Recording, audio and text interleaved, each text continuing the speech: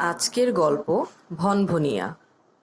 গল্প মাহফুজ জুয়েল, অলংকরণ সব্যসাচী হাজরা। একদিন ডালিম ফুলের সাথে গল্প করছিল মিশু। তখন এক মৌমাছি উড়ে এলো। মিশুকে দেখে মৌমাছি ভয় পেল, মজা পেল ডালিম ফুল, খুব হাসি পেল তার। ডালিম ফুল মৌমাছিকে বলল, ভনভনিয়া ভনভনিয়া, আর যেও না আর যেও না, ভয় পেও না ভয় পেও না। ডালিম ফুলের কথায় ভনভনিয়া লজ্জা পেল, পাতার আড়ালে মুখ লুকিয়ে ফিসফিস করে বলল, বন্ধুর পাশে বন্ধু আসে, তোমার পাশে কে?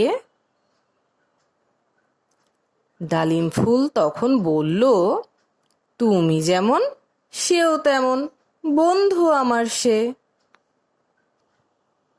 ভনভনিয়া তখন জানতে চাইল, তোমার বন্ধু পড়তে পারে, নাচ গান কি করতে পারে, আঁকতে পারে ছবি? ডালিম ফুল বলল, আমার বন্ধু অনেক ভালো, হীরা সোনা চাঁদের আলো, করতে পারে সবই।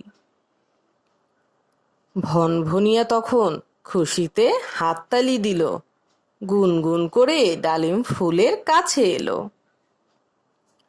শুরু হলো ওদের গল্প, কত কত গল্প, শত শত গল্প। এবার ভনভনিয়ার ঘরে ফেরার সময় হলো।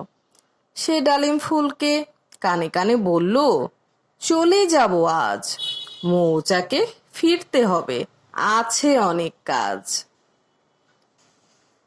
ভনভনিয়া মিশুর মাথার উপর কিছুক্ষণ ঘুরল, ওর ছোট্ট পাখার বাতাসে মিশুর চুল উড়ল, গান গাইতে গাইতে চলে গেল ভনভনিয়া।